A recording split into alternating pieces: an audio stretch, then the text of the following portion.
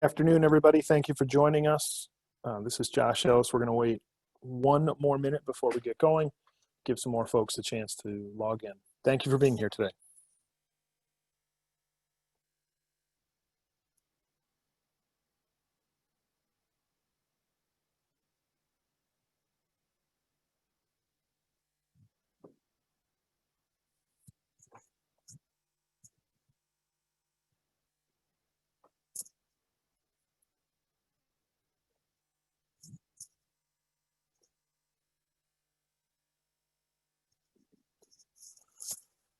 Okay, let's go ahead and get started. My name is Josh Ellis. I'm Vice President here at the Metropolitan Planning Council, and thank you for spending some time with us this afternoon here for Lead Weight, how we can stop this drinking water threat for good. It's not a question, it's a statement. We're going to talk about how we can collectively solve Illinois' lead service line problem, our lead pipe problem. Again, my name is Josh Ellis from the Metropolitan Planning Council. And for years, we have been working with many partners, some of whom are on the panel today, some of whom are on the call, on lead pipe solutions. One of those partners is Current, and today's program is part of Chicago Water Week.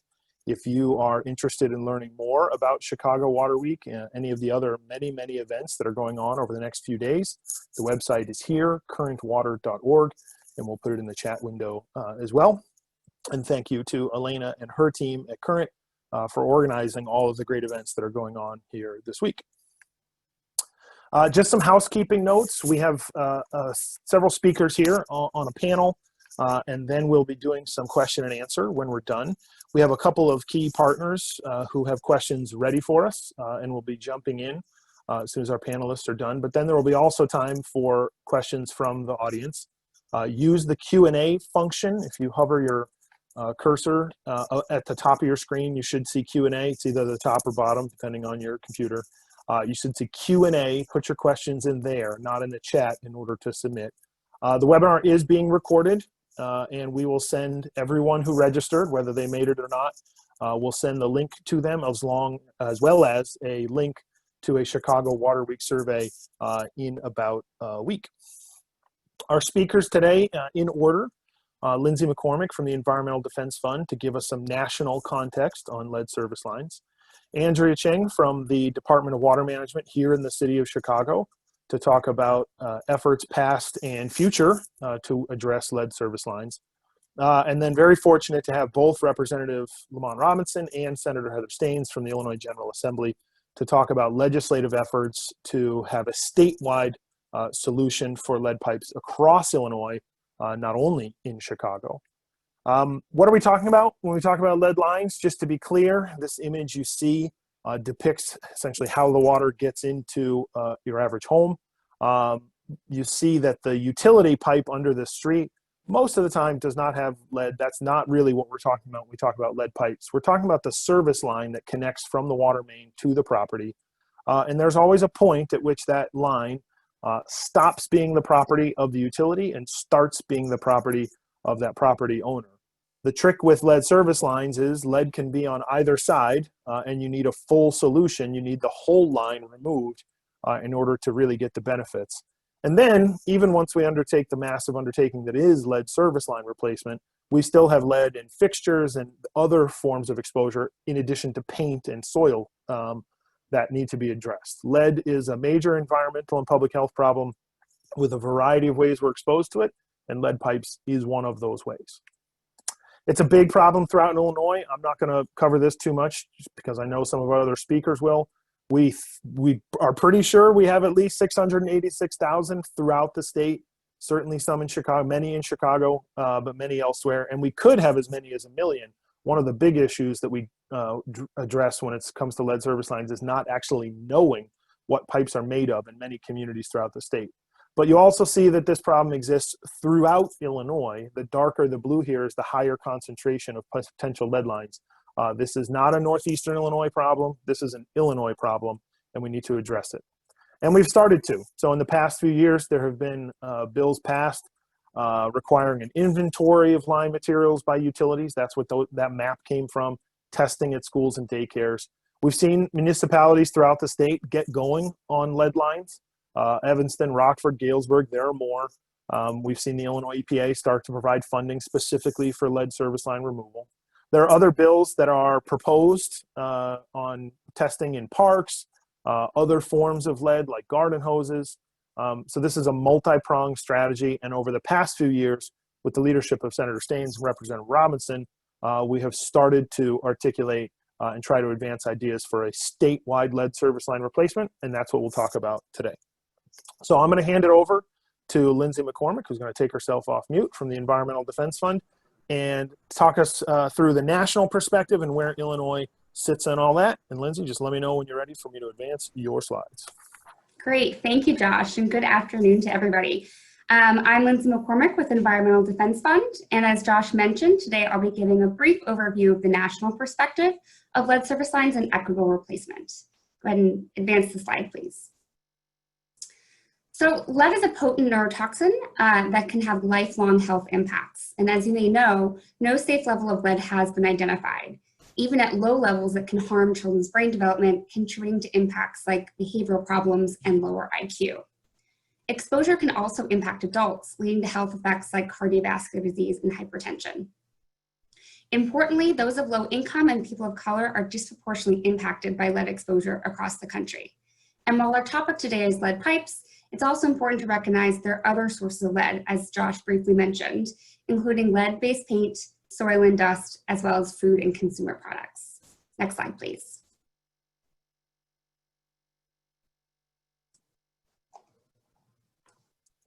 It is. There we go. Sorry. Awesome.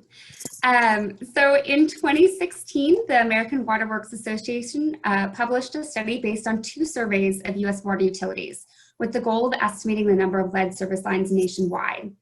While the numbers are rough, today estimates vary from 6 to over 9 million lead service lines still in use across the country. And as you can see from this map, most are concentrated in the Midwest and Northeast, with Illinois ranking at the top. In fact, the city of Chicago mandated the use of lead service lines before the US Congress banned them in 1986. Next slide, please. EDF recently partnered with American University and DC Water to conduct a study on the potential environmental justice impacts of the common practice of relying on homeowners to pay to replace the private side of the line. So we evaluated just about 3,400 replacements in Washington, D.C. between 2009 and 2018 and compared rates of full versus partial replacements.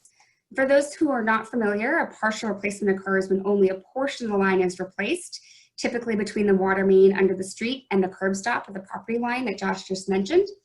And it can lead to significantly increased lead levels without the long-term benefits of full replacement. So during the study period, DC Water had a program that allowed homeowners to pay to have the private side of the line replaced for a full replacement instead of having a partial during planned infrastructure projects like main replacement. And the city also had a customer-initiated replacement program outside of planned utility work. Our study found that DC's program had the unintended consequence of disproportionately impacting low-income and Black residents in Washington, D.C. During planned infrastructure work, rates of full replacements were 2 times higher in the wealthiest area of the city, while partial replacements were most common in the predominantly Black and low-income areas of DC. So you can see the latter in the graph at the bottom left, and Josh, if you could just click once for me there. Yeah, and then a red line will appear. So in contrast to the association that we did see, if there was no disparities, the trend would have looked like a flat red line like this. And of course, in an ideal world, that straight red line would lift up to 100% full replacements. And while not pictured here, we found that full replacements initiated by the resident was over 23 times more frequent in the wealthiest areas of DC compared to the predominantly Black and lower income areas. So these findings probably don't come as a surprise. They're somewhat common sense. In essence, if you have the money, you're more willing to pay for the replacement, but it does create a real injustice problem. But to Washington, D.C.'s credit, it has now set up a program to try and address these disparities. In 2019, DC ordinance prohibits partial replacements during infrastructure work, providing free replacement on the private side. And the city is also now offering replacement of past partials with a cost subsidized between 50% and 100% based on the resident's income. Next slide, please. So how do we ensure equitable replacement of lead service lines more broadly? First, and perhaps most obvious, is providing funding assistance to homeowners to replace the portion of the line on private property to ensure the widest possible participation. In addition to the DC example I just mentioned, each of the 3 cities or utilities highlighted on the bottom of the slide are also providing private side funding. In 2016, Cincinnati established an ordinance to replace all of their lead service lines in 15 years, including cost-sharing grants that cover up to 1,500 of the private side. In just 2019, Denver Water committed to fully replacing all of their lead service lines in 15 years fully at the utility's expense. And in Indiana, Missouri, and Pennsylvania, American Water is using a combination of ratepayer funds and federal funds to provide new pipes to cover full replacements. So for example, in St. Louis, Missouri, American Water recently received $84 million in WIFIA loans from EPA to provide new pipes and service lines to over 20,000 customers in the area. A second best practice is to strictly limit partial replacements. Many cities, including those highlighted below, as well as the state of Michigan, have banned or limited partial replacements. And I do want to note that in 2019, Illinois' Department of Public Health actually proposed a change to the plumbing code that would have in essence banned partial lead pipe replacement in Illinois. But unfortunately, the proposal was withdrawn and never finalized. And third is thoughtful sequencing of replacement. Lead service line replacement programs can be costly and can take many years to fully implement. So the question arises of where does one start? And often one of the answers is cost efficiency. For example, if you replace all the lead service lines on a street at once, there are cost savings, and that means more lines can be replaced. But it's also important that we consider the types of communities and neighborhoods that are targeted for initial replacements. Denver Water, again, is a particularly good example here. Its program takes into consideration factors like the odds of lead poisoning in the neighborhood, as well as areas under the federal poverty level in prioritizing their replacement sequence. And in the meantime, Denver is providing all residents that have a lead service line or a suspected lead service line with filters and replacements until their line is replaced, and then 6 months thereafter. So next slide, please.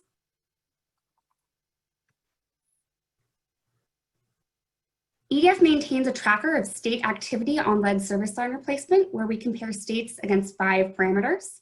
And here on this slide, I've highlighted just the Midwest states for comparison, but you can see the full list at the link below. You can see that most Midwest states, but not Illinois, have explicitly enabled funding for replacement, either via use of ratepayer funds, loans, or grants. On the other hand, Illinois is excelling in that it has a mandatory requirement for utilities to inventory their lead service lines, which only a few states in the nation do require.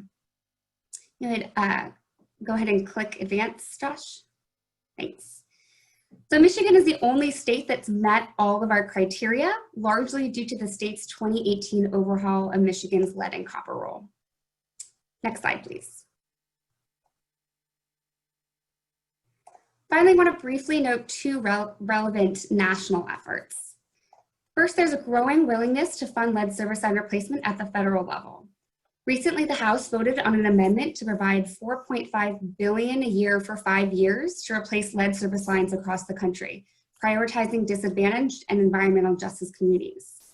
This amendment passed the House with bipartisan support, and subsequently, the House voted to approve $1 billion in emergency appropriations for lead service line replacement in the 2021 fiscal year.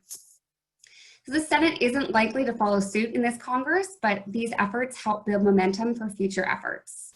And I wanted to note that the quote on the right-hand side of the slide reflects the legislation's definition of an environmental justice community. And second, last October, the US EPA proposed revisions to the 1991 lead and copper rule, which is the main federal lead in drinking water regulation. So the final rule is expected late September or early October, so really any day now. And if the final rule retains the flaws of the proposal, we'll be seeing a rule that does not mandate full replacement, and institutionalizes the idea that the property owners must pay to replace on private property, essentially placing the financial burden on the homeowner. It would also continue to allow for partial replacements during utility-initiated infrastructure improvements. So we'll, of course, have to wait and see what's in the final rule. All right, thanks, Josh. Back to you. Thank you very much, Lindsay. Great overview. Andrea Cheng from the city's Department of Water Management is going to join us next, so she can take herself off of video and audio mute. I would note, as she's getting ready to go, we have had several folks posting questions in the Q&A box, as well as Alan, love that you're here, posting multiple questions. Keep going. The more questions, the better, and we will do our best to address them all when we get through the panel. With that, Andrea, take it away. Just let me know when you're ready for me to advance your slides. Sure. Thank you, Josh. And thank you so much for having me here today. We appreciate the opportunity to discuss our programs with all of you. So Josh, if you can advance the slide, thank you. Just to reiterate, I know it's in a couple of different slides, but the city does have approximately 389,900 lead service lines, or 400,000, as we've just been saying. And, you know, I think everyone understands it's partial city responsibility, partial private side responsibility. So despite that, though, we are actually below the EPA lead action limit. 90% of our samples are below 15 parts per billion. Specifically, we're at 9.1 parts per billion. But we know we can't rest on our laurels, and we know that that's lead service line replacement is the right thing to do. And so, you know, I'm going to talk about our lead service line replacement program here, but I did also want to provide a little bit of data because we have a tremendous amount of lead data here in Chicago. We've been very proactive. Actually, we've been doing research since the 1970s. And so I want to make sure that everyone knows that that's available, and that, you know, we try and make decisions here in Chicago based on data. And so having that data is really critical to making the best and most informed decisions on programs like lead service line replacement. And just to remind everybody too, that, you know, they only made lead up to 2 inches in diameter. So that means it's mostly our single family and 2 flats. So in Chicago, that means our residential areas. We don't see a lot of lead services downtown where the services are very large. We do see them in our residential neighborhoods. And it's pretty ubiquitous. It's very common in residential neighborhoods in Chicago. If you can advance the slide, Josh. A little bit about our testing programs. Of course, like everyone else, we are required to perform testing for the lead and copper rule, the EPA's rule. We're on reduced monitoring, so we do 50 homes every 3 years. We also have been doing what we call full profiles. So instead of just taking a first liter of water sample, we do 10 liters, 12 liters, as the case may be, every quarter on a specific number of homes to kind of look at it over time and look at that variability. What we see is there's a lot of variability, even when the same house taken a few months apart, you can get completely different profiles. So lead is tricky. I think we all know that, but when you start to look at the data, it's really quite eye-opening. And we've also had people say, hey, you guys only do 50 homes every 3 years? That's not enough. But we've actually compared the first liter draws from our 311 program that I'll talk about, where we have over 27,000 data points, compared that to our LCR numbers, and they match for the first liter. But we're actually going above and beyond that with our 311 program. So we have our free voluntary consumer program, where we send out kits and people fill them out and return them to us. That's what we call our 311 program. And we also have our program that we work with the Chicago Department of Public Health that I'll touch on a little bit today.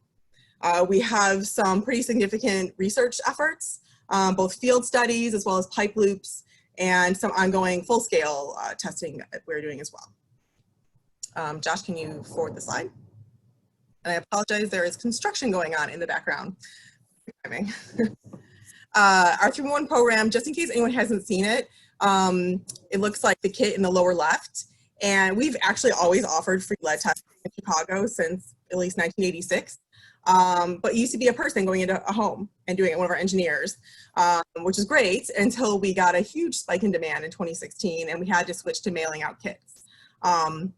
we kind of have some of the statistics on the lower right here, going from about 50 requests in 2015 to we had over 88,000 in the last 4 years.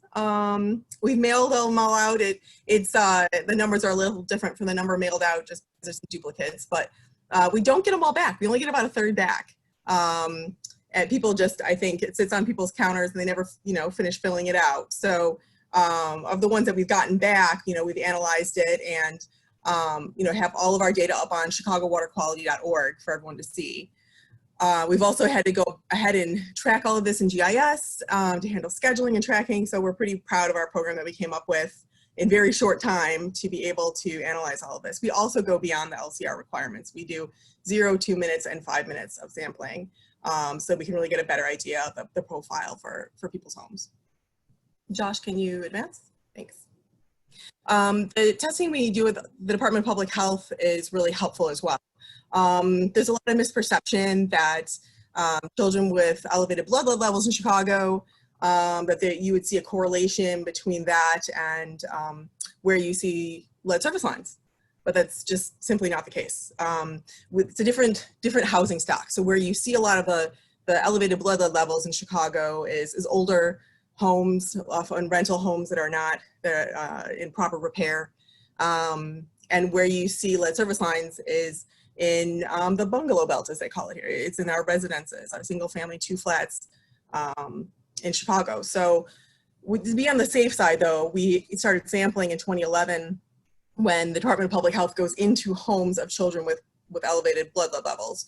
And they added a water sample to their inspection procedure. And we were able to compare that to the blood lead levels of the children. And then we continued doing that again in 2016 to current day. There's no correlation between the lead levels in the water and the blood lead levels in the children. But we always want to make sure we're, being on the safe side and looking out for that.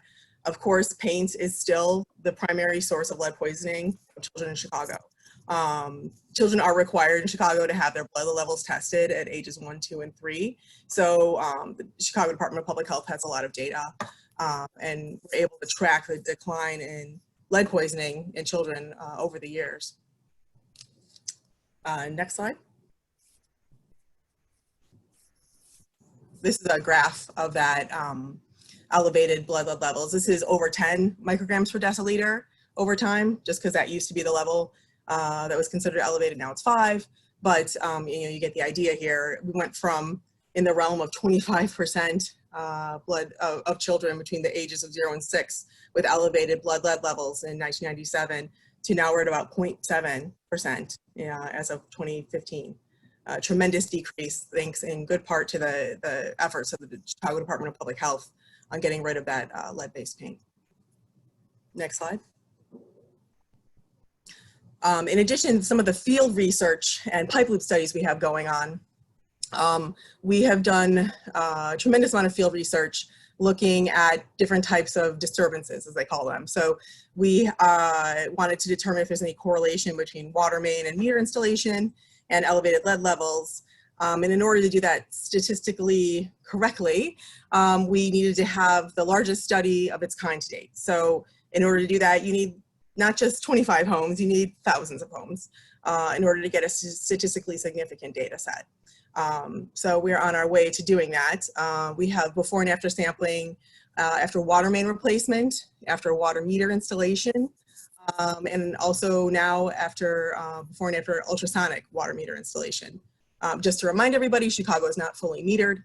So when we say meter installation, we don't mean a change out of one meter to another. We mean we're cutting pipe and installing a meter for the first time. And of course, in Chicago, like most utilities, our water main replacement is prioritized by age of the main, break history, material type, any coordination efforts. We have a priority list of how we figure out which water mains are done, and all of those are offered the opportunity to participate in this study. We also have our in-plant research studies.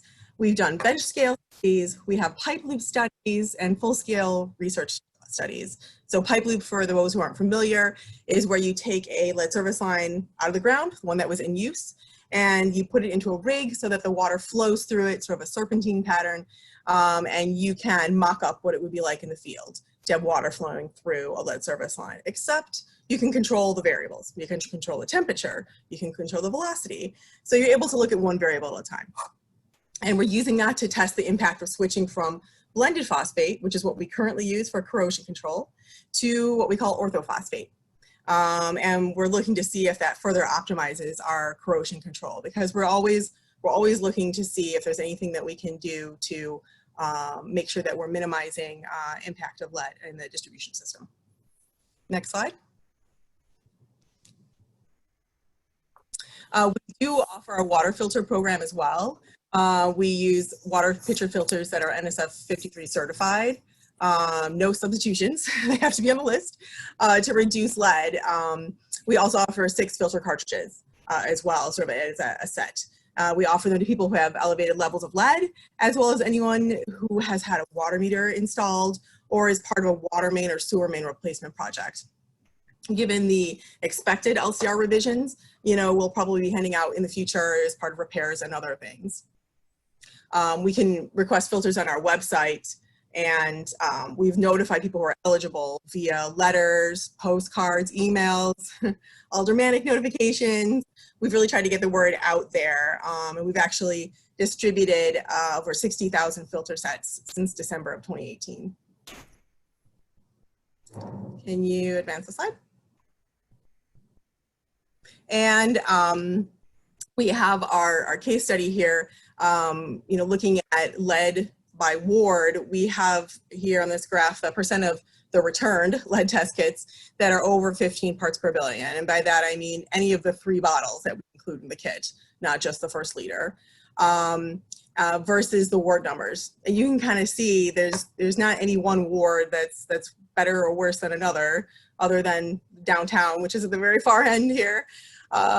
There's really, it's all big things. Really, where you see residential neighborhoods, you have very consistent numbers of percent of exceedance. Because really, it's, anywhere that you have residences that are single family, 2 flats, you're going to have smaller service lines that are going to tend to be made of lead. Next slide. So looking at our lead service line replacement project, I think that the goal here, we're all kind of trying to get rid of lead service lines. We're all kind of approaching it from different ways, but the main plan here is replacing all of the 389,900 lead service lines in Chicago, and exploring grants and principal forgiveness loans to fund the program and reduce the financial burden on city residents. To that extent, we've come up with 2 phases for our program. The first phase are low cost, high impact programs that we can get out the door right away. And phase 2 is programs that are longer term with the intention of being in compliance with the expected LCR revisions, where lead service line replacement becomes part and parcel to our everyday CIP. And I see questions popping up here. Let me see if I get kind of blocking my slide. The equity program is the first of our phase 1, which we have CDBG grants that are funding. We also have our homeowner initiated lead service line replacement program, as well as a block level lead service line replacement program alongside water main replacement, a pilot of that. The nice thing about Chicago is that unlike other cities that have had exceedances and had to rush to get this program going, we have the opportunity to plan this wisely. We can use what we learned from phase 1 to plan for phase 2.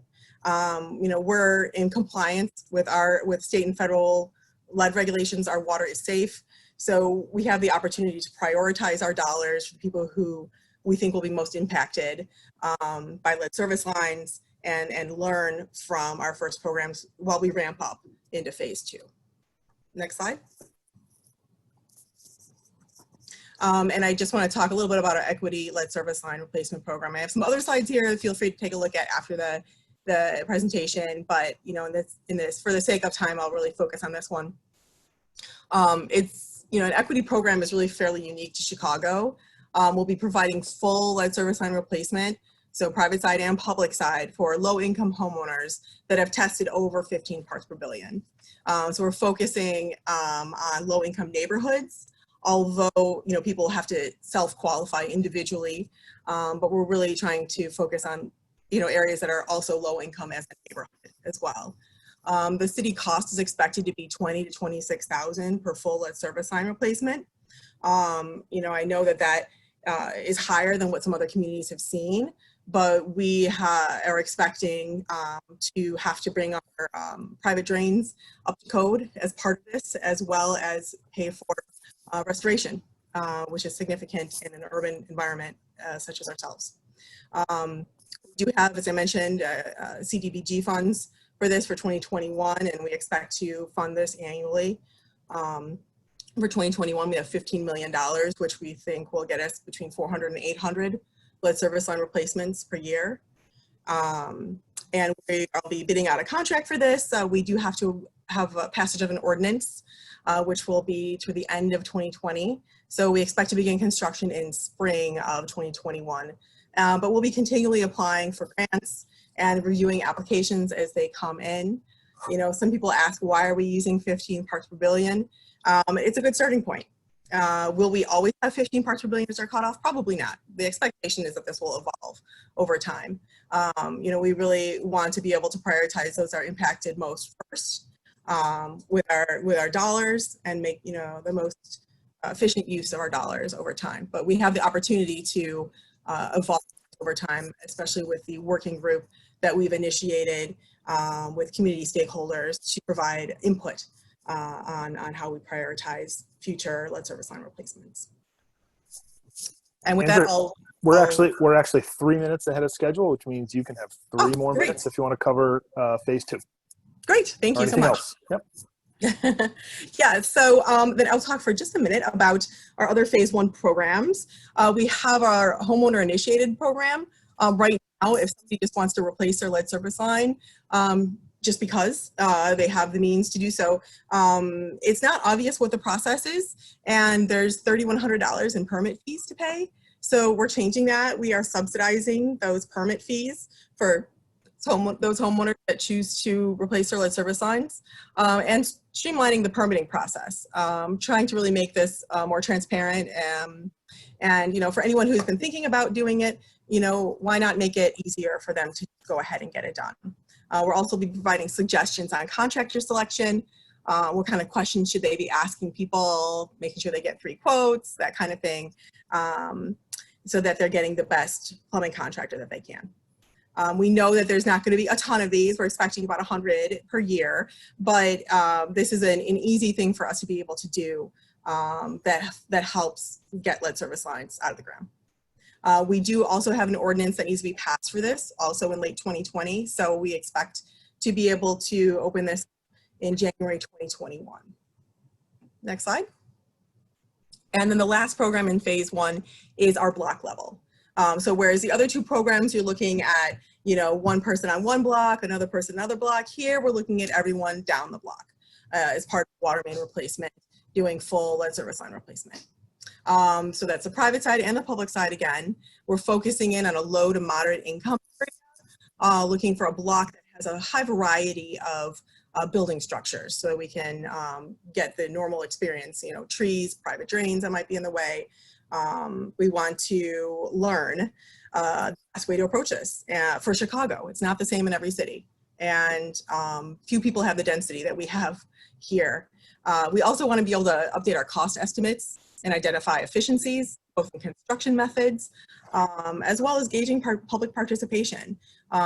Things that motivate citizens in other cities may not motivate Chicago, and so we need to understand what helps get them to volunteer. Because even though it's a free program, there's still going to be some people that aren't interested because it's a construction project in their front lawn. So it's not as easy as pressing a button. There's a lot involved. So we'll also be able to review our coordination efforts, because there's a lot of underground utilities we need to coordinate with for this kind of work. We expect the cost for this to come down a little bit because of those efficiencies, so down to $15,000 to $25,000 per full lead service line replacement. Of course, the cost of the water main is additional. We've applied for a state revolving loan fund loan for this with up to $4 million in principal forgiveness, which is of course the only way that we can do work on the private side. Since we're an enterprise fund, we have to use grants or loans with principal forgiveness to do the private side. We can't even use revenue funds to pay for interest on a loan. The quantity for this would be about 50 lead service line replacements, but this is not about quantity, this is really about quality here. We're looking to learn from this pilot so we can expand this to all water main replacement. The timeline for this, we look to be doing construction by about summer 2021 on this one. Great. Thanks, Sandra. So we're going to, for time, skip ahead. There's a couple questions coming in about will all this stuff be sent out? The answer is yes. So there are a few more slides there about what may be coming beyond this first phase. And then we'll have some time in the Q&A because I think folks have had some questions about how they can get tested and so on and so forth. But thank you very much for that, Andrea. And just a reminder, please do put your questions in the Q&A box and we will get to them. But first, we're going to hear from Representative Lamont Robinson and then Senator Heather Staines, who have been working on this from a state perspective to ensure that we have a long-term statewide solution. Representative Robinson, you want to put your video back on and take it away.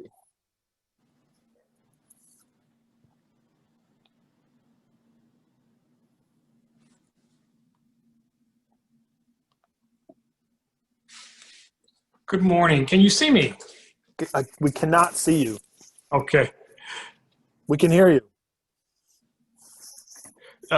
You have to disable me or allow me to. Okay. All right. We'll figure that out on our end. You can start talking and we'll figure out the video. There we go. Good afternoon, Lamont Robinson. I represent the 5th District in the Illinois General Assembly. I am happy to be partnering with Senator Staines on this very big issue within the state of Illinois, which is to replace our lead pipes. And I'm so glad to work with many partners on this a huge effort. Also, I want to thank the governor's office for supporting these efforts as well. We know that lead can, in fact, cause serious health consequences, particularly in children, mental health issues, as well as behavioral issues. But separate from that, also making sure that in the state of Illinois, everyone has access to safe drinking water, which is extremely important. The first slide talks a little bit about the public health threat. I don't have to go through that verbatim. We know that particularly in the Black and Brown communities, this is a big issue, particularly on the south end of my district, which unfortunately has a lot of low-income families. I'm very happy that at the state level, we can circumvent that by, again, replacing the lead pipes. I think also it's important that we can create opportunities for our returning citizens, those that have lack of education, also assist folks that own and operate their own businesses, as well as folks that are thinking about starting businesses as well.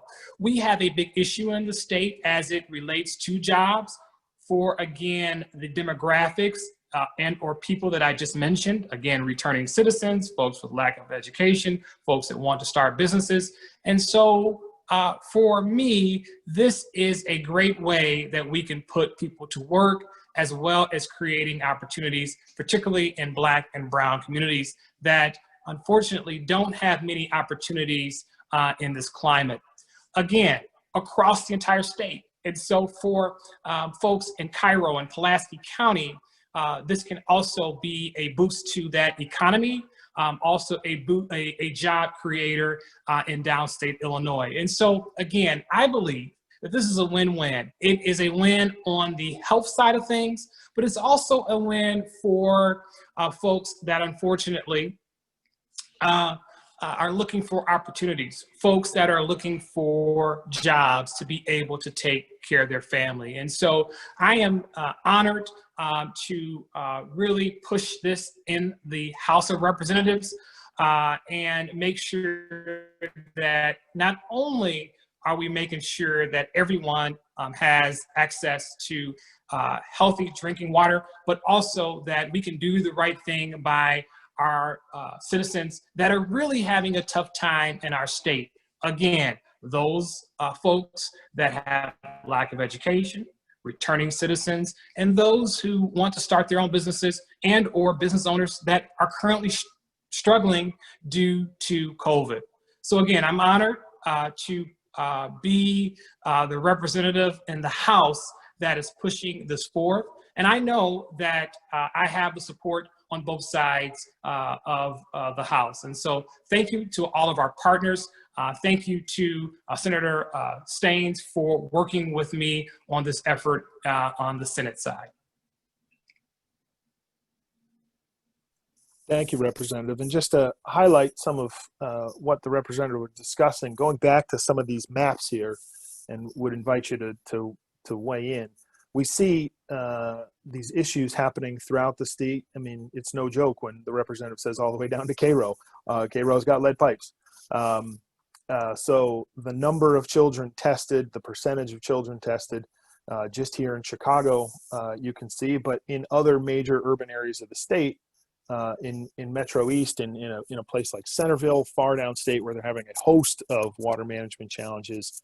Again, high percentages of children who are testing at these levels, and large amounts of unknown pipe material.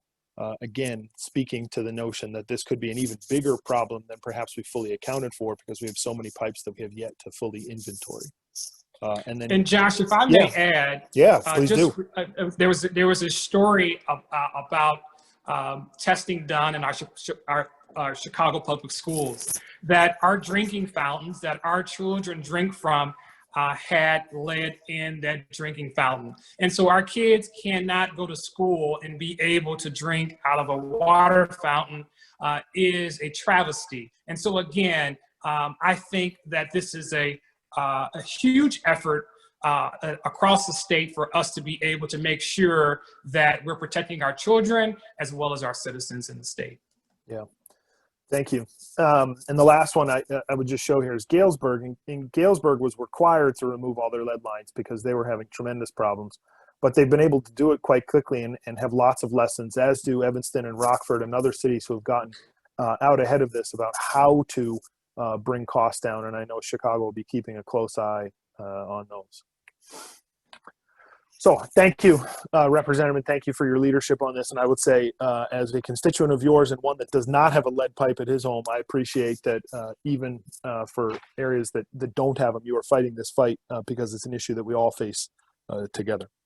Thank you for the opportunity. Sure thing. Now I want to hand it over to Senator Heather Staines, who's going to share some additional thoughts on how we solve this statewide problem. Again, please keep posting questions in the Q&A. And we're getting close to the opportunity to hear all those. Senator Staines, you want to take yourself off mute and take it away? Thanks, Josh. You can go ahead and advance to the next slide. And it really has been, while this problem is enormous, particularly here in Illinois, as we are all seeing very starkly pictured here, it's been great working with Metropolitan Planning Council, the City of Chicago, Representative Robinson, and the many stakeholders. There have just been enormous numbers of folks really coming to the table trying to figure out how we can actually solve this. We know we need to. The question is, how can we make it work? We have had a bill, Senate Bill 2916, to do this. We've been hoping, just by background, that we would be able to pass it in last session. Obviously, things sort of got away from us with COVID and the way session actually worked. We also had done a capital plan, and funding for these lead service line replacements was not a part of that. And clearly we need to have a funding source identified, I think, to do this in a meaningful way, or it's not going to be something that's going to be well received, because we do have so many lead service lines. We need to make sure we have a dedicated funding source. So the way our bill will be working is, you need to have a plan with a timeline over which you would need to replace your lead service lines. We would need to have a dedicated funding source that could be used for this to help ensure that we can actually do this.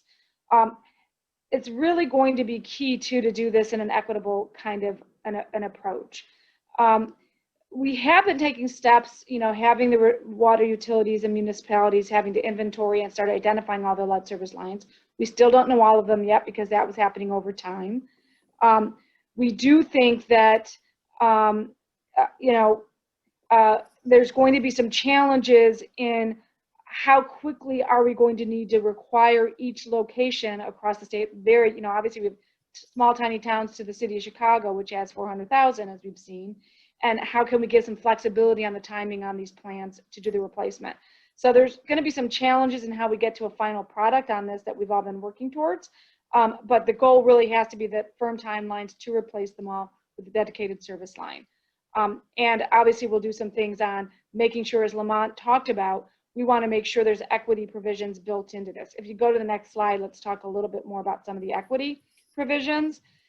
We do understand that we need to replace all, not just some, because if you do replace just some, it ends up being very unjust in the way it happens.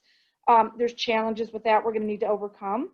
We're going to need to make sure we have low-income assistance for households that can't afford this, and need to build that into the plan. That we need to have a fair funding source, and how do we actually do this? There's challenges too, because there's some parts of the state that don't have any lead service lines at all. So their view is, why do I need to pay for other people's problems? So we're sort of looking at how do we manage that issue. We do want to make sure that there's assistance for the low-income households so that they can replace their lines without having to go into debt to do so, and so that there is real equity in this. And we need to make sure that the communities that have been disproportionately impacted have the first shot at actually getting their service lines replaced. And how do we do this across, as we noted in Chicago at least, and elsewhere, you're more likely to have it in homeowners where you've got the lead service line, not the rental. But we do need to make sure we're looking at sort of across the gamut to make sure we're doing it in areas where there may be some service issues, lead water problems, regardless of the type of housing property it is. We have passed a bill in Illinois already to try to ensure that we get more Black and brown contractors in water service, but it hasn't been funded. We think that this bill now, given the scope and the number of years over which we're going to need to be doing this work, provides a real way that we can be focusing on making sure we have new entrants into the work of doing this. We've been working with unions and the various water utilities and how we might get this program to look. We're going to need to be specific about it and measure it to make sure we actually do get real minority involvement in doing the work on the lead service line replacement. I think, with that, I think we have a lot of questions. I think that's the end of the slides, isn't that? Okay, let me cover the last one here. Thanks, Josh. We want to make sure that we have a variety of sophistication across the state in our utility systems, both the municipalities and the utilities. We know that we need to make sure that the state agencies are really working with utilities across the state. The state agency can definitely have the opportunity to identify best practices on how do we do the lead service line replacements, and to help educate the utilities across the state on how to do that. We want to make sure that when we provide that dedicated funding source, we give enough capacity within the state agencies to provide that technical assistance to the communities who just don't have their own local resources to be able to do so. So we're looking at equity issues, not just from the local homeowner who needs to be able to replace, but also for those communities that might not have access to the same kind of resources, to make sure they have the ability to get technical assistance as needed from state agencies as we're doing this. And there really is a variety of ways you can approach it. I'm delighted the city's going to be doing their block pilot, for example, to try to get best practices, and I'm hoping they can bring down what they're expecting their average cost to be by doing so. And certainly we want to take their lessons that they learn there and apply it to the rest of the state as well, and think that our state agencies can play a critical role in doing that. And with that, I'll turn it back to you, Josh. Thanks, Senator. And thanks for your leadership on this. So that's the end of our formal presentation from all of our speakers. Thank you very much. Success is succinct, and you guys were all very succinct, so I appreciate that. And now we have a lot of time for Q&A.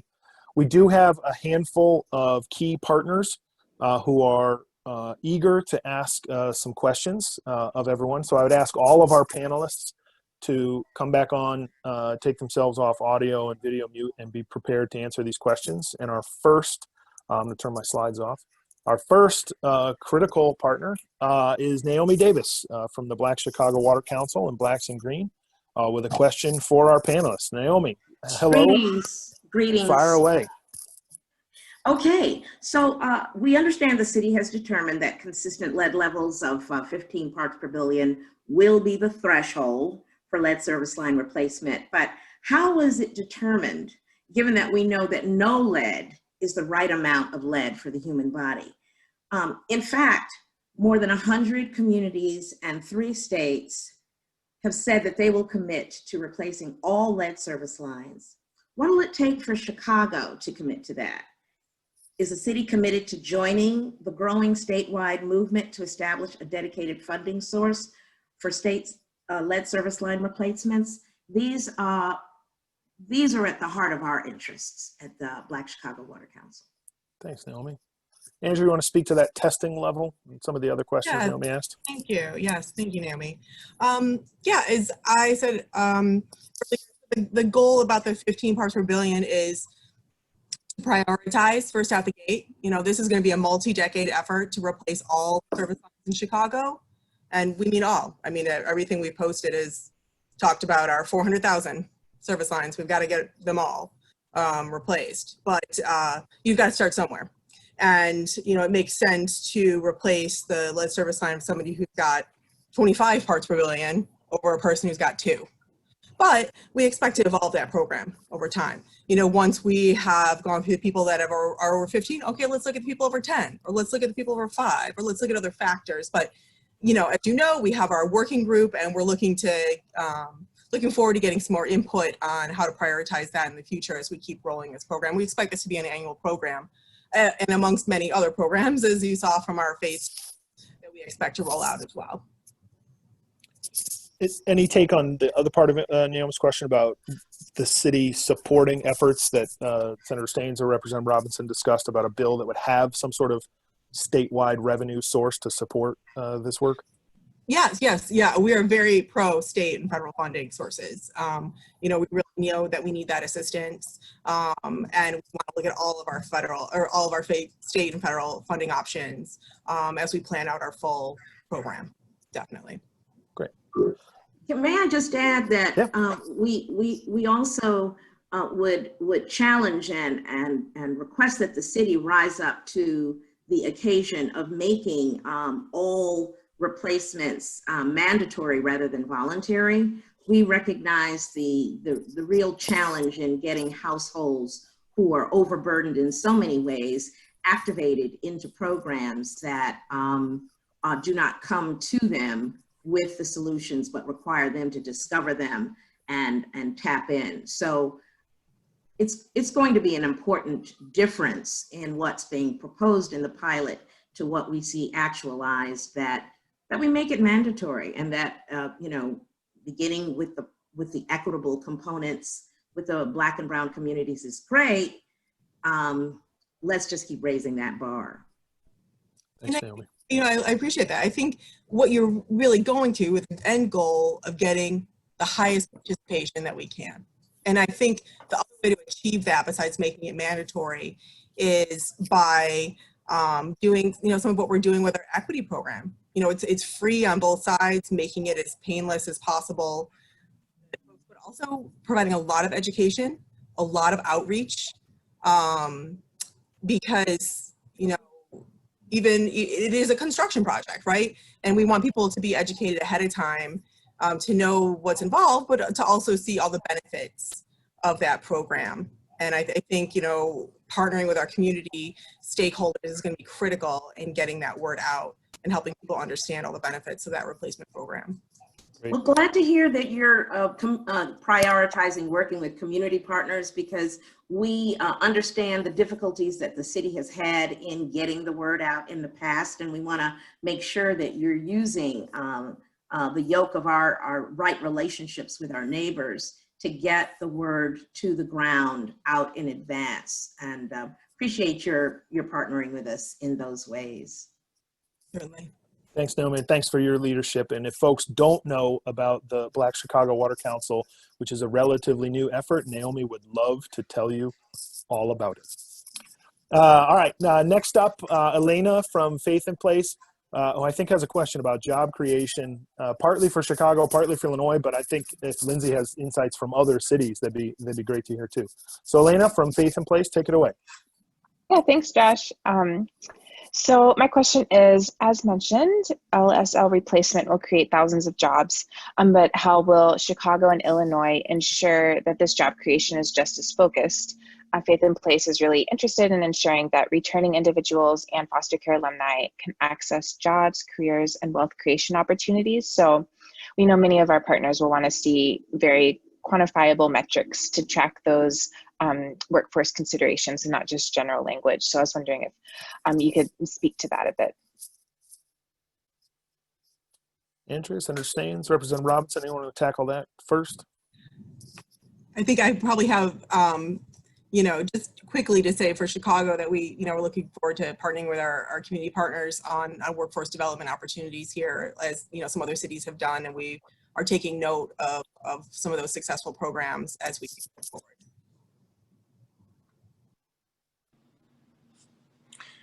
I would like to say thank you for the question, and also thank you for all of the hard work that your organization has been doing.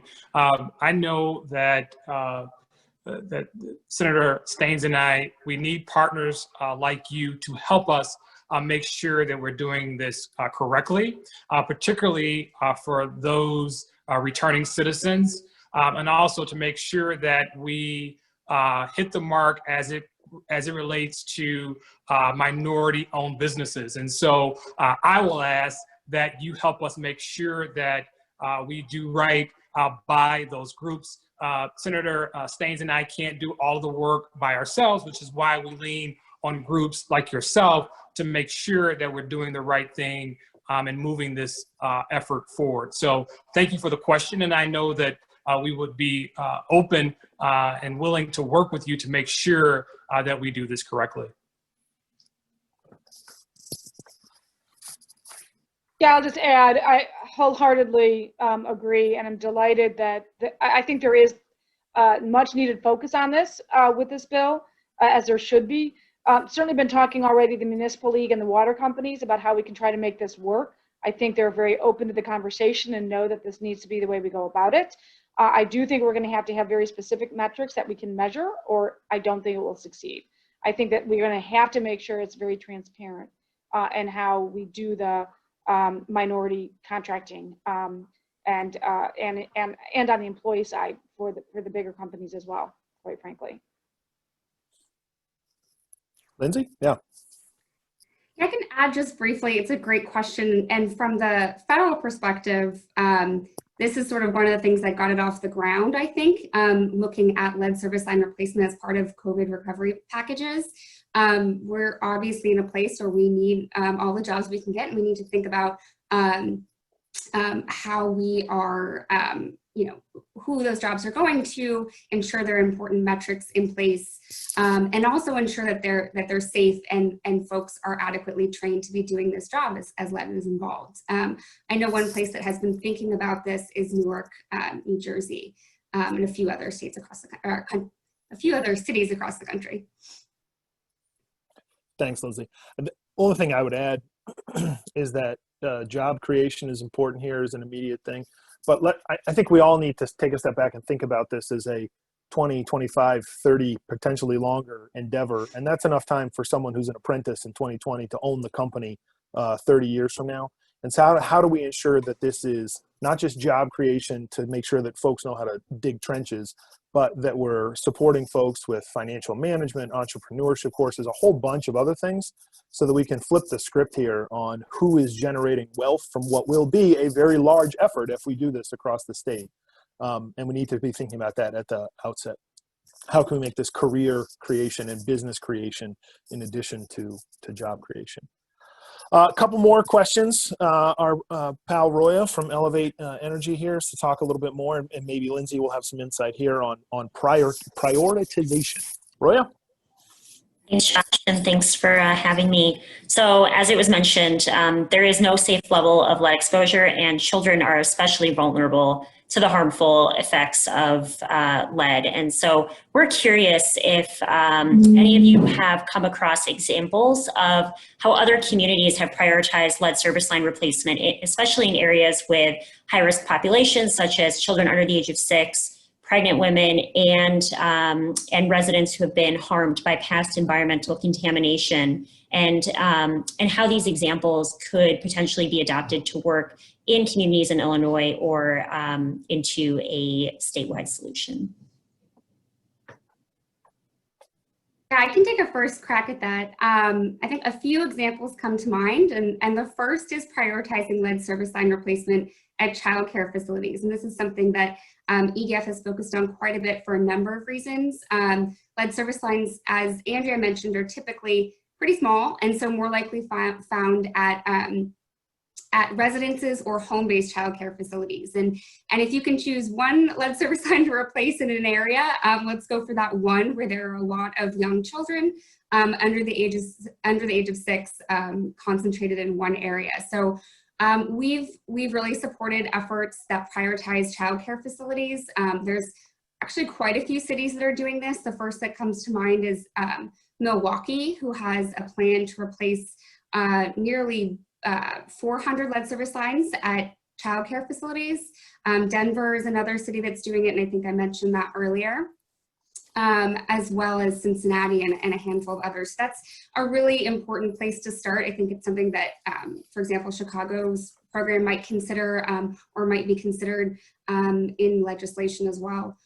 Another really common approach to sort of target, to sort of the public health targeting is to cross data from the public health departments, whether it's at the state or the local level, to look for that elevated blood lead level data.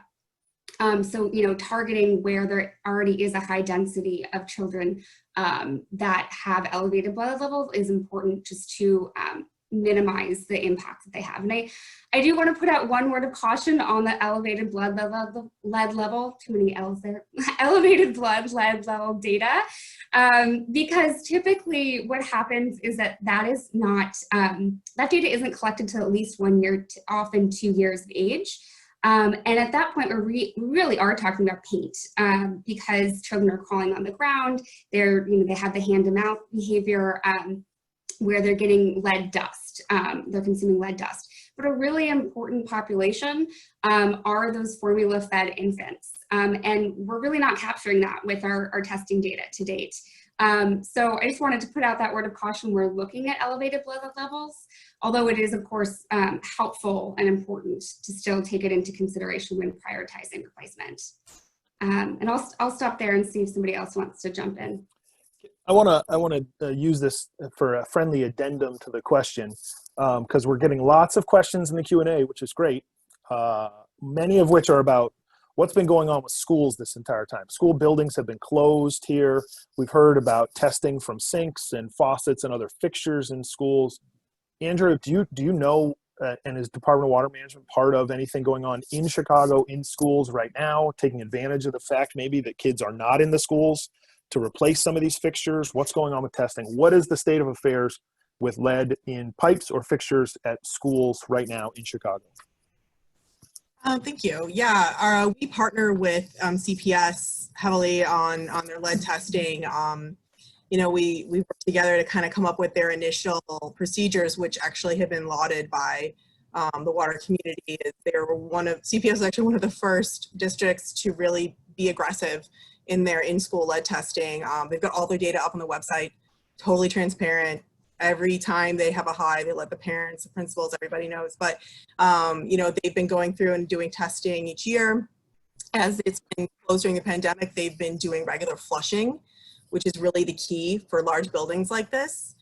They found over and over again that the fountains that had the highest lead were the ones that, as we call them, were the ugly, fountains. My kids would say that those are the ones that we don't want to use that fountain. It's the one that's like maybe in a spot that, is inconvenient to use, or it's like stuck in a janitor's closet or something like that.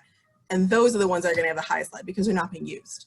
That metal is just sitting there corroding. So what they found is that flushing is key. Regular flushing of the whole building. And so they have some auto flushers, they have some programs, but basically during the pandemic, they've been very proactive about making sure they keep up with those so that when we do return to school, we're ready. Thanks, Andrea.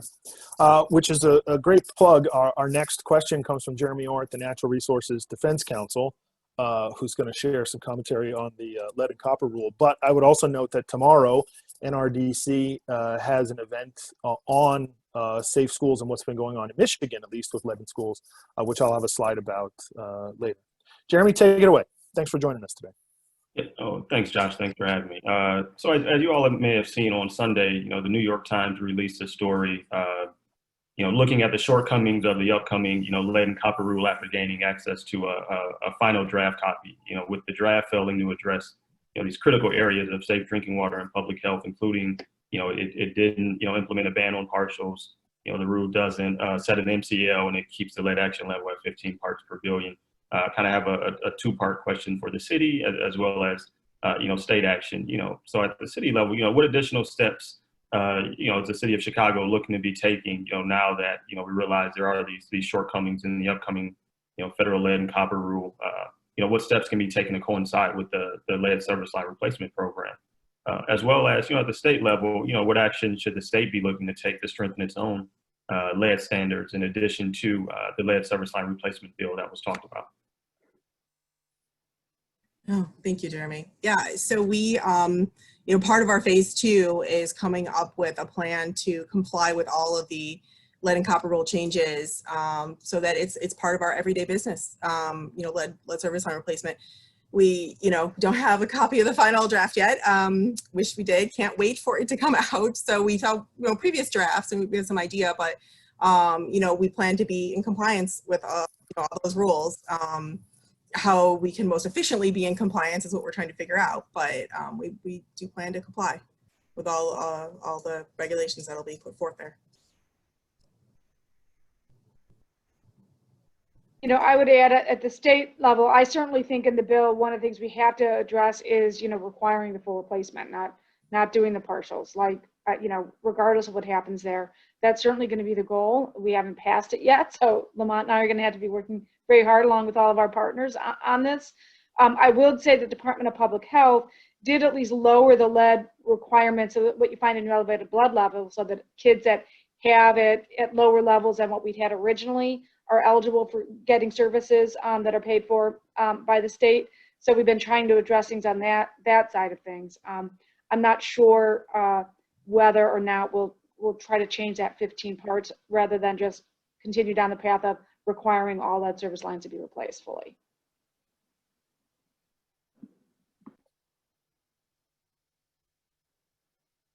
Any other thoughts on that front before we move on? Jeremy, yeah. Just follow up with Andrea. So I understand the come in full compliance with whatever the rule may be, but in the event that, as many of us expect, the rule's going to fall short in so many areas, has there been conversations within the city to say, okay, we expect we'll need to step up and strengthen our own local rules in that regard? Is there, conversations or expectations that will be necessary? It's hard to say without seeing the final rule yet. I mean, I think we want to do the right thing, but, let's see what the rule says first. Okay. Thanks, Jeremy, and thanks for your leadership on this. And again, we'll have a slide on NRDC's event coming up at the tail end. What I'm going to attempt to do, because we have 49 questions in our Q&A, I'm going to attempt to consolidate some into some larger themes and touch on a couple of points. So there's a handful of questions here that are about how do you figure out if you have a lead pipe? And I want to extend that out. One, I'm interested to know if you are an individual homeowner, short of digging it up, is there a way to figure out if you have a lead pipe, whether in Chicago or anywhere else? Two, for utilities that do not know where their lead pipes are, we have seen some tools come out of Michigan, diagnostics efforts to figure out with a high degree of certainty where pipes are. So what is Chicago, or what are we seeing in other places about how at the utility scale we're determining where lead pipes actually are? So from the individual to the utility scale, how do we figure out if you actually have a lead pipe at any given property? Andrew, you want to start, and then we can hear from others? Thank you. Yes, I would love to. So I'm actually really excited about our new website, leadsafechicago.org, and we are in that we have kind of the buckets of where do you start. So if you're a homeowner and you don't even know where to get started, we have it laid out there. So the first step that we recommend is figuring out if you have a lead service line, because flushing, everything else you do really depends on if you do. So we have a little survey you can fill out on there. You can actually take a picture of your incoming service line. This is assuming you can see it. So, you know, if you have a crawl space and it's hard to see, not everyone might be able to see it. But for those who can, at least coming into your home, you can get a pretty good idea. I will caution that, you know, sometimes you can see copper coming into the home and it's not copper all the way. So there's some caveats. But if you see lead coming into the home, then you at least know that you have at least a partial of lead. So we definitely encourage people to go ahead and fill that out. We're using that to help supplement our inventory. You know, for our inventory purposes, we've been tracking every time our crews go out and do any work. They are noting what that material is and we have a GIS tracking system. Do we have everything done? No. But it is a pretty good guess that every time we see a small service line coming to a house before 1986, it is most likely lead. So, you know, it doesn't make sense for us to put a ton of those dollars into, say, digging them up. It makes more sense for us to use the data that we have to logic out which places are most likely lead and put our funding towards the actual replacement. But we definitely have a lot of that data up on our website. I encourage people to check that out. Lindsay? Yeah. Yeah, sure. So it really varies depending on what city you live in across the country. I'm guessing a lot of folks are in Chicago here, but there are a number of cities, probably about 24 or so, that have interactive online maps. A lot of them are smaller cities in Illinois that allow you to actually click on the exact address and see whether or not it's lead, copper, or another material, or whether it's unknown. So that's a really helpful tool that's becoming more and more common and may actually be required under the revised lead and copper rule, though that's, again, TBD. But if your utility doesn't have something like that, you can call to see if they have the information, just not made publicly available. And then if all of that fails, you can do sort of your own investigation, as Andrea was alluding to. If you can find where the service line comes in to the home, there's a few sort of nifty tricks you can do, like lead is malleable. So if you scratch it, it will actually have sort of an indent or a line. So one of the tools that we often send out, and I can put it through the chat if that's helpful, is an interactive tool that NPR has put together that walks you through the steps of sort of how do you find the lead service line once you find it, or sorry, how do you find the service line, and once you find it, how do you determine whether or not it's lead? So those are a few ways that you can sort of figure it out if from a homeowner's perspective. Yep. I think at the utility scale outside of Chicago, and this goes back to one of Senator Stain's points, if we do advance a statewide bill, which I think many of us want to, we want to position communities for success. And there are many, many communities, going back to some of the data from the maps, that simply do not know the material of their pipes. And so additional staffing support, technical support, we need to make sure that is provided to communities so that they can identify these, so they can replace them. Again, the goal here is to get rid of the pipes, and that means positioning communities for success. One of the questions that a couple of them come in, we hear big price tags, and I think often the price tags are all on the cost side, you know, this many billions of dollars over this many years. What do we know, or what do we believe we know about the potential dollar amounts associated with the benefits, right? What do we know about health costs or educational losses? What is the current societal burden of lead? And this kind of investment in water infrastructure, what kind of benefits can it spur? How do we balance out this, oh, it's a big cost, which it totally is, with understanding the cumulative benefits over multiple decades? Lindsay, you want to start there? That's all assuming you're just going to argue on the financial merits. There's obviously a big moral argument here that we should not let a known health risk sit there in the ground connected to our homes. Lindsay, tell us about the benefits and how we can understand them compared to the costs. Yeah, absolutely. I think, I mean, it's very important, as you just said, to remember the public health benefit in its own right. But beyond that, there's huge amounts of societal benefits from reduced or the loss of IQ points that we see, the changes in earnings over time that leads to, but not only, typically the cost benefit analyses that are conducted are focused very, very much just on IQ benefits. And there are a tremendous amount of benefits from that. But recently EDF conducted an analysis or commissioned an analysis to also look at the benefits from cardiovascular disease.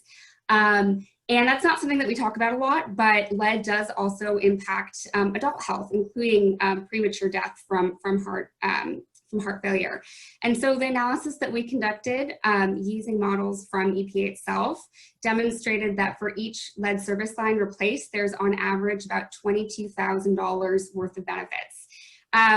Now, in Chicago, that might come out about even because the current estimate for replacement is somewhere in that range, but the national average for lead service line replacement that EPA estimates is really at about $5,000. So you're looking at somewhere around a 4-to-1 benefit just from cardiovascular disease. And we're currently working on some updates looking at the IQ benefits as well. So just to put some hard numbers on there, but of course there's the, we can't forget the beyond the economics, just it being the right thing to do.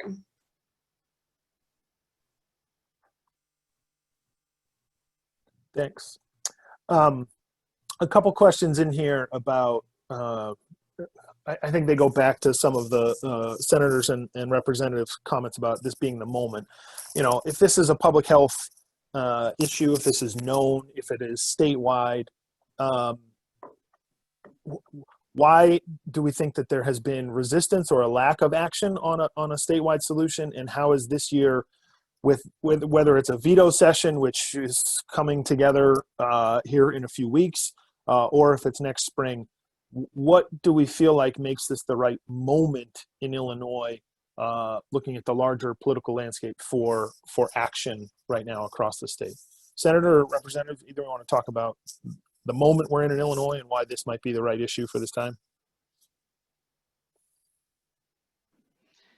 I'll jump in, and please follow up here with whatever I miss, Representative. I think on a couple different levels. I think one is why we have not had the moment to date was we did not have a funding source, quite frankly. And I think it's really hard to pass these mandatory requirements on replacing all the lead service lines if we don't also have some sort of a dedicated funding source associated with that. So we've been having a lot of discussions on how to make that work. But in terms of moment in time, I think with what we've seen from the COVID pandemic, with what we've seen from George Floyd and the aftermath, I think there's lots to be said about doing significant work on equity issues. And I think replacing lead service lines has enormous equity associated with it, both in terms of healthcare outcomes and particularly kids that can get impacted by the elevated lead in their blood, and who that disproportionately impacts are brown and black kids. And that we can be building in equity provisions around and should be on the job side on who is getting these employments, which contractors we are subbing with, and those things. So I think the moment in time is to try to weave that into an economic development part of the agenda that I'm hoping we'll see get it woven into with what the Black Caucus has been working on here in Illinois and trying to do on the sort of how do we really address our systemic racist policies in Illinois, that this can become one of the vehicles to help remedy that. I would agree, Senator, and thank you. I think that this particular bill is one of the vehicles to really reshape what's happening at the state level. Look, we saw what happened in Michigan as it relates to clean and healthy water.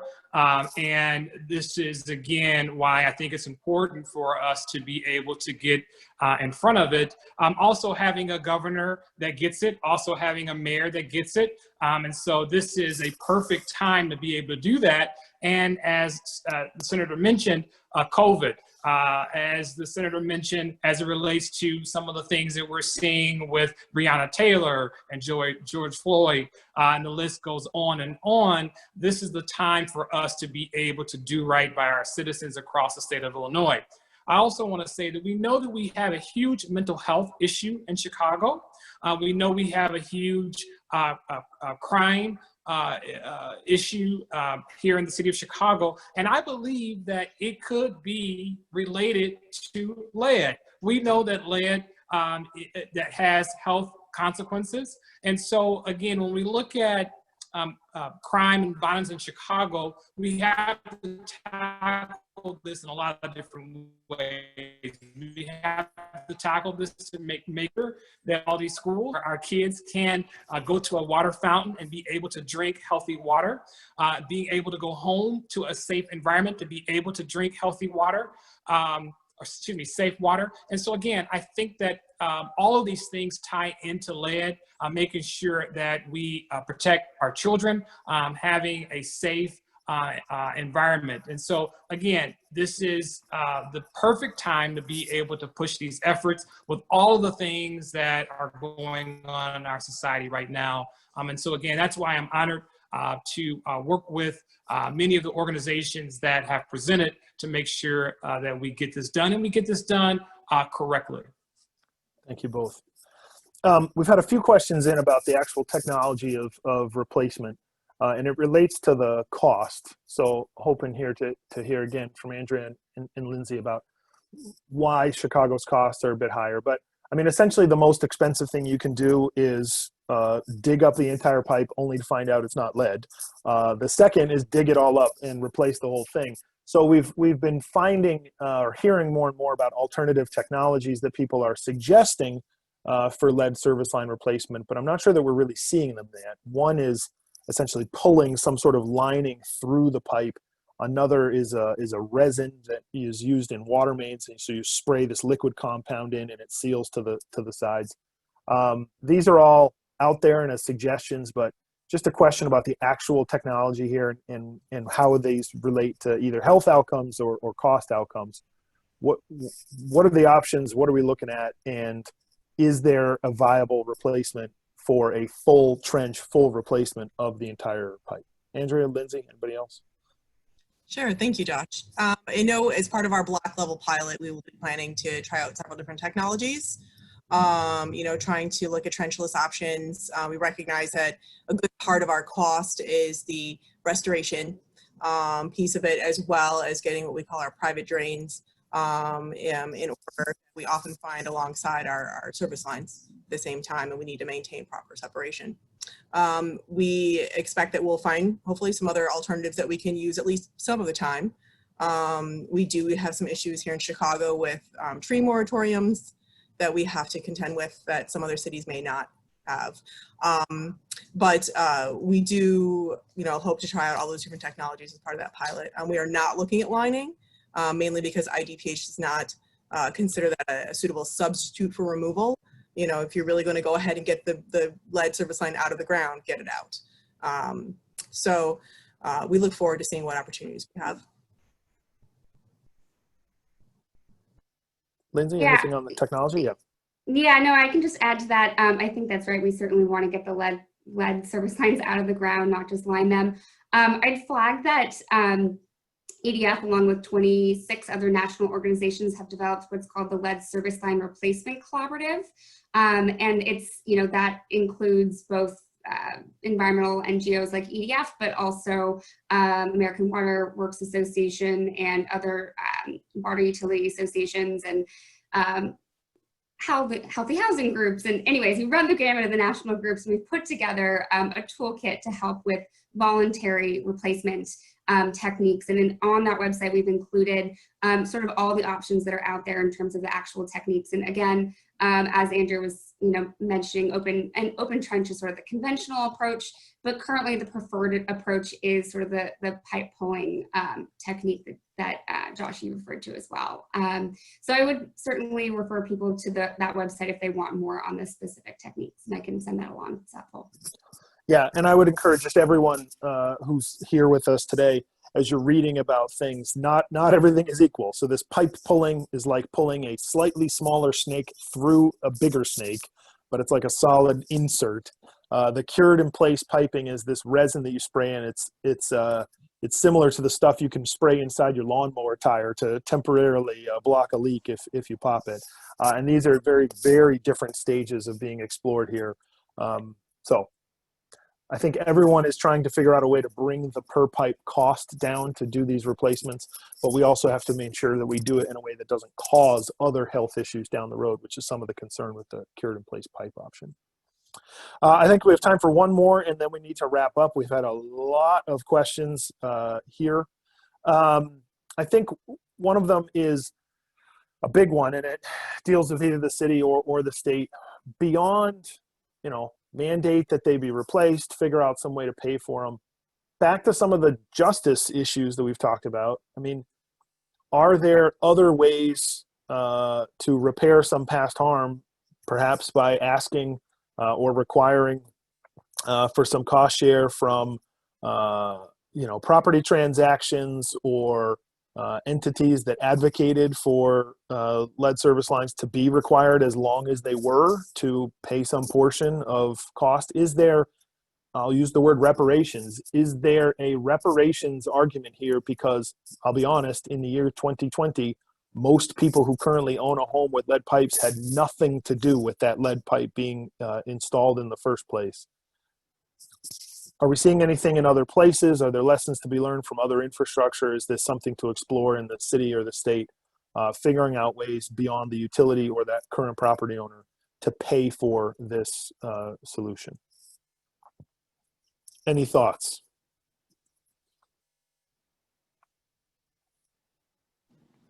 I would like, and Josh, thank you for the question. I would like to see some of our corporate citizens step up and help us with these efforts. We cannot do this alone as a government body or entity. We're going to have, many of you know that I am an insurance agent and work for Allstate. And so I'm going to put Allstate out there that we need help from corporate citizens like Allstate and Boeing.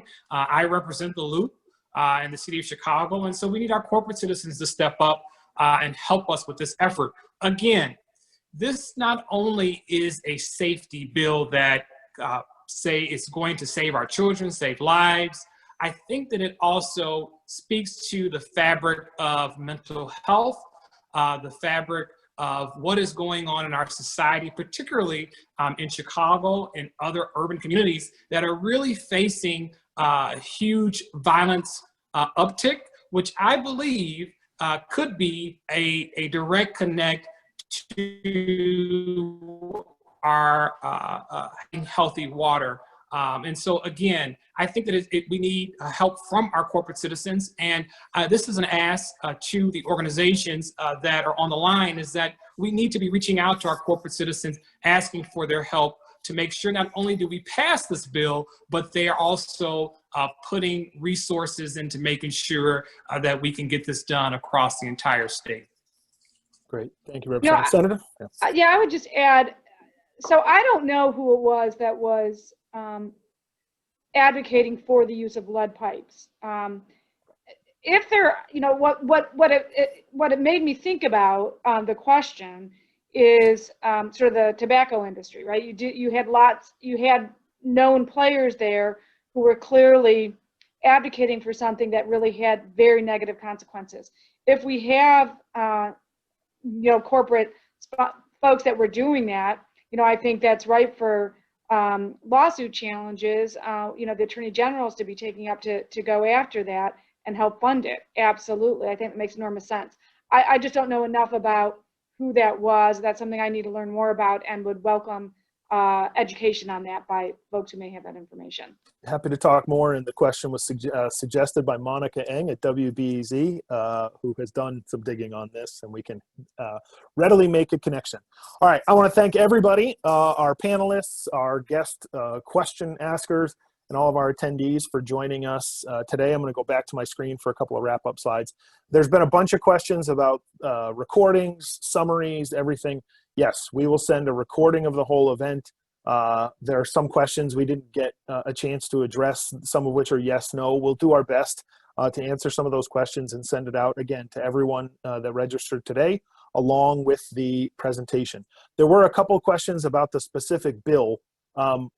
Last year's bill we can send a link to. There will be some major changes for this year, but because of where we were in negotiation at the time that the General Assembly shut down, this year's bill doesn't have a lot of language in it. You won't learn much from looking at it, but we'll keep everyone apprised as we move into the veto session. And again, we'll include that in the summary that we send out for today.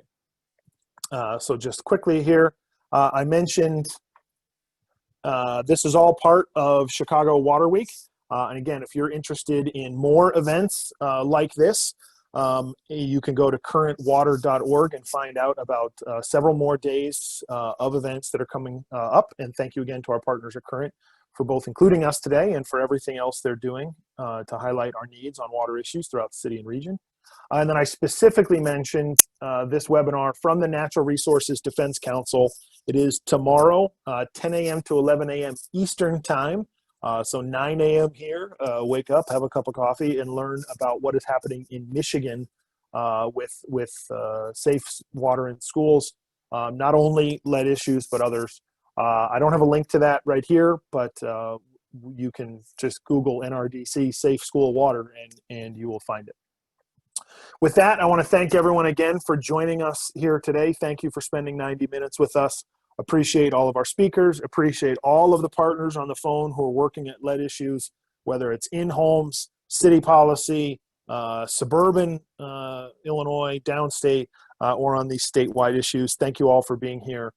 This is one we know we need to win, and we know how to win it. We got to get those pipes out of the ground. The question is just how and who benefits as we do all that. So thank you for being part of that, and I look forward to seeing you again on a future event.